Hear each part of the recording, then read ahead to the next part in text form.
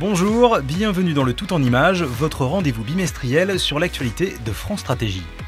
Au sommaire, Jean Pisani-Ferry, le commissaire général, nous explique face caméra pourquoi France Stratégie propose un indicateur sur la réduction des dépenses publiques. Le rapport sur les métiers en 2022, remis en avril au ministre du Travail, pointait l'augmentation de la part des seniors dans la population active. Nous sommes allés voir comment ces plus de 50 ans s'intègrent sur le marché de l'emploi. C'est le grand angle.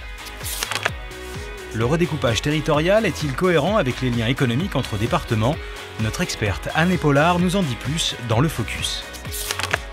Publications et rendez-vous à venir, vous saurez tout dans l'agenda.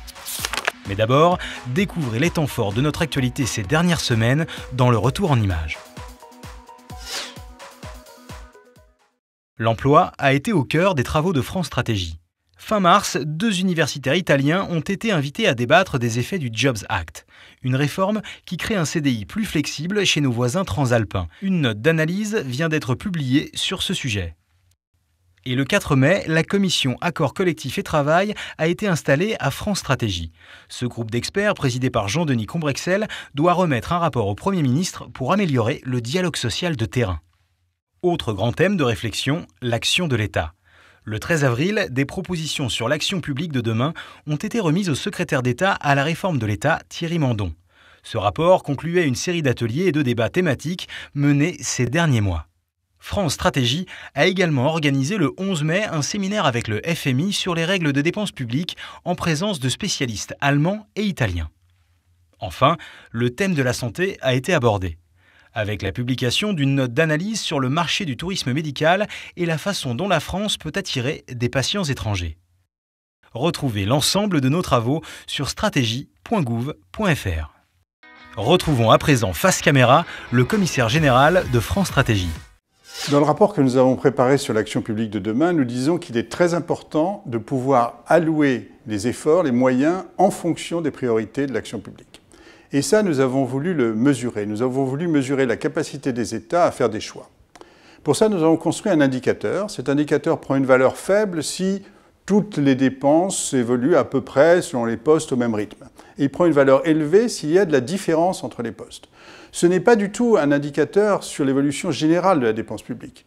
C'est un indicateur sur la capacité à faire des choix.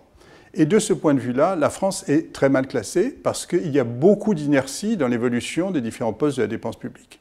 En fait, nous ne savons pas suffisamment choisir, nous ne savons pas suffisamment réallouer les moyens, et ça, ce n'est pas une bonne chose, parce que pour l'avenir, pour servir les priorités de l'action publique, nous avons besoin d'un État, d'une dépense publique plus agile. En 2022, le marché de l'emploi sera marqué par une forte présence des seniors. Mais comment faire place à ces actifs de 50 ans et plus, notamment dans des secteurs en perte de vitesse? En 2022, 30% de la population active aura plus de 50 ans. C'est un des constats présentés par le rapport Les métiers en 2022, rédigé par les équipes de France Stratégie et de la DARES. Alors que pour les jeunes, le marché de l'emploi leur sera favorable, la situation des actifs que l'on appelle seniors, elle, sera plus délicate. Les seniors sont beaucoup représentés dans des métiers qui seraient plutôt des métiers fragilisés à l'avenir, notamment certains emplois administratifs, notamment certains métiers d'ouvriers. Donc aujourd'hui, les perspectives d'emploi à l'horizon 10 ans sont pas complètement favorables. Pour favoriser le recrutement des seniors, le Pôle emploi de Reims a recours à une démarche originale. Une exposition itinérante appelée « Seniors des atouts », 17 portraits de candidats exposés dans divers lieux du bassin rémois. 3600 demandeurs d'emploi aujourd'hui sont âgés de plus de 50 ans et sans aucune activité sur le bassin de Reims, ce qui représente près de 20% des demandeurs d'emploi. On se rend compte qu'effectivement, en certaines circonstances, lorsqu'on opère des recrutements notamment dans le cadre de nos démarches de prospection, que l'âge devient un critère parfois extrêmement important. Francis, 55 ans, soudeur, a participé à ce recrutement d'un nouveau genre. Une série d'ateliers qui lui a permis de recentrer ses recherches, mais pas seulement. On a eu une conversation qui est très importante, c'est qu'on s'est tous dit, on est au chômage, mais on n'est pas vieux. Parce qu'au départ, on pense qu'on est vieux, à 55 ans. 2 ans de chômage, qu'est-ce qu'on fait? J'amène de mon expérience, bon, même si elle est contredite des fois, c'est normal parce qu'il y a l'expérience des jeunes maintenant, qui est meilleure. Mais moi, j'ai mon savoir-faire. Retrouver confiance en soi, mais surtout un emploi, comme c'est le cas pour Francis et 8 autres participants. Pour la conseillère à l'origine de l'exposition, pour dynamiser l'embauche des seniors, il faut mettre en avant leurs compétences, comme le préconise le rapport de France Stratégie. Je trouve que le contrat de génération, qui est quand même une belle idée, et qu'aujourd'hui malheureusement très mal connu des entreprises. Contrat de génération, justement, ça permet à une entreprise de recruter à la fois un jeune et de recruter un senior qui permet justement le transfert de compétences. En 2022, le marché de l'emploi devra être prêt à accueillir ces seniors avec des enjeux différents selon les métiers. On peut avoir des enjeux d'accroître la qualité des emplois. Ça peut être le cas notamment pour les métiers d'aide et de soins aux personnes. Des enjeux de formation tout au long de la vie pour des métiers qui vont connaître des transformations technologiques ou des transformations organisationnelles importantes, métiers de la banque et de l'assurance par exemple.